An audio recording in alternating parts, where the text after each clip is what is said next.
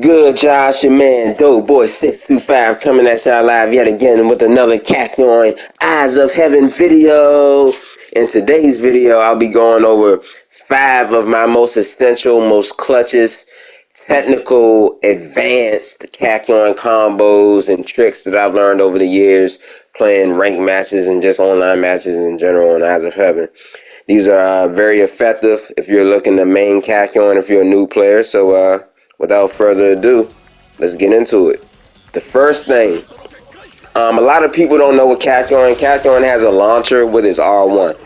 So you can launch your opponent with your R1. It's basically how, dependable on how you set your ground, how you set them on the ground. Like, see, I just launched Joseph all the way in the air.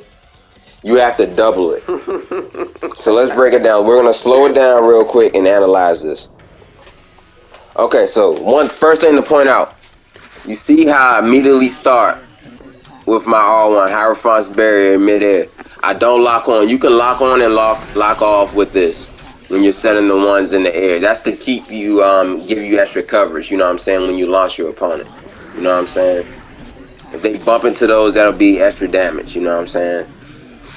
But the main thing that you want to do is double the ones that you place on the ground. So you see I already have one in midair, and then I'm going to put another one on the ground. See, that one planted on the ground, so I have 2. Now watch when your opponent steps into it. You see how I split one opponent, and then the other one gets launched all the way back. Look how far Jotaro went back. Never seen Jotaro get launched back that far. That's Kakyoin's launcher, and you can use that. You can pretty much hold down on triangle to activate it, or you can just wait until your opponent steps into it. Either way. With this one here is the trifecta. This is another way to use the barriers in midair. You know what I'm saying, and how to double them on the ground and make them launch into the barriers in midair. So let's slow this one down. Alright, so check it out, right? I already have barriers set in midair. So I put a barrier right here at the edge of the terrace, you know what I'm saying, for leverage.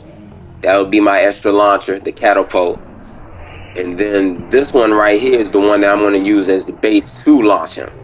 So check this out. Remember the one at the edge of the terrace, right? He catapults off of both into the one that I had all the way in the corner by the table. You see how much health that knocked down. It's 4 hits. It was a 4-hit catapult combination. But if he didn't land on that health, that would have probably knocked that extra last piece of blue bar he had off. But you can see how effective that can be. You know what I'm saying? You can do it in you can do it 3 ways. I like doing it the 3-way. I call that the trifecta. Or you can do the quadruple. It doesn't matter. And he can do more of these. I believe he can do up to 8 at a time, like as far as making them ping pong off of each other, making your opponent bounce off of each barrier. I think it's up to 8. So this is another technical move. This one is really technical and just requires a lot of know-how. So you see that 3-second delay? If you put the barriers right there where I just put them at, right there by the pillar, and it'll blast your opponent onto that pillar, but once they get stuck on that particular pillar, it's a 3-second delay that they're stuck in the air. So that allows you 3 seconds to punish. And now you see that extra combo breaker that I just did right there. So check this out. Let's look at it again. You see how I'm putting the barriers around it, right? Blast them. 3 seconds. 1, 2, 3. That was 3 seconds in the air. I might have counted that a little too fast the first time, but we'll look at it again. But it's really essentially 3-second delay that he's stuck on that pillar. You know what I'm saying? So like I said, that allows you an extra 3 seconds to punish your opponent right there. So let's slow it down and kind of really look at it. 1 and 2. Even though that I'm placing him up top, even if he was to jump, he's still going to get hit by the barrier. So watch. Stuck. 1, 2, 3, 4. It's really 3 seconds, but 4 because I have it on slow mo. But yeah. So just try to count. If you pull this move off, try to count to 3. You know what I'm saying? It'll be a 3-second delay, and you can You can use your Emerald Splashes to punish them, you know what I'm saying? Or your EX Emerald Splash, your regular Emerald Splash into your EX Emerald Splash to punish. Or you can jump, punish with the Emerald Splash, it doesn't matter. And then this one, check this out. Ricochet. I already had the barrier set down there. Remember the extra barrier that was set down there? Blasting them into the corner. So check this one out. This one is like a combo breaker, you know what I'm saying? How to get in, just pick your openings. Let's slow it down so we can really analyze it. Okay, so you see I'm down, right? This is one opening that Jotaro has. He has the opening right here. When he threw that uppercut, he left himself wide open for me to get in there, right? You will want to charge straight in, right? Sidestep. Walk around. Don't wait. Watch your stamina. Emerald Splash. Step back. Let him attack. That's another opening. Emerald Splash. Charge back in. Emerald Splash.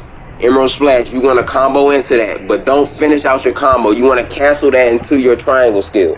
L1 triangle. Wrap him up in the tentacle. Sidestep again. Emerald Splash.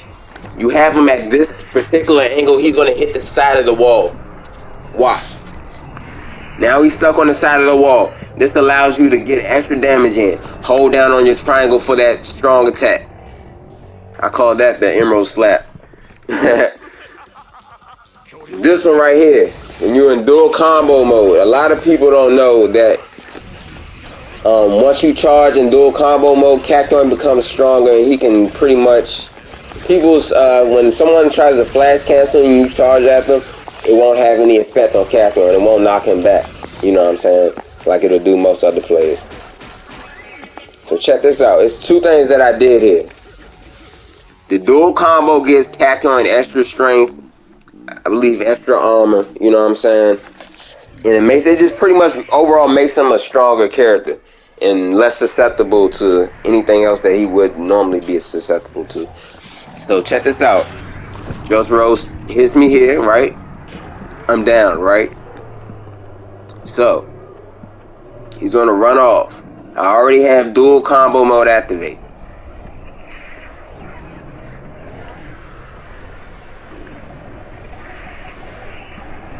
I'm going to charge right into him. As soon as you charge right into him, you want to hit like your block at like the split second. So it kind of like blends in with it. And just look at the angles that I'm catching them in. You can just sidestep. Emerald Splash, sidestep. Jump into the... I'm putting all one barriers. I'm putting the Hierophant barriers down there as well. Tentacles, jump in there. This is all for good measurement. This is all going to play out when your opponent gets up. So when you drop down and they think that they're just going to stand there and punish you on that drop down, you can do shit like this.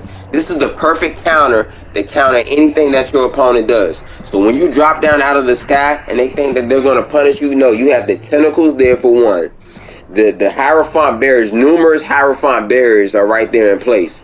So you know what I'm saying? Either way, they're going to get blasted back or blasted towards you. Into the tentacles, they're going to walk into the tentacles. It's just way too many traps for them, so, you know what I'm saying, to step into, to try to attack into. You know what I'm saying? So anybody that thinks, you know what I'm saying, okay, yeah, I can catch him off the drop down when he does this.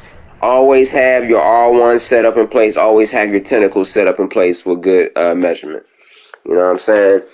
And those are some of the more technical tips and tricks I have for Kakyoin, man. Thank you guys for viewing. If you liked and if these were helpful, please subscribe and leave a comment below. See you later.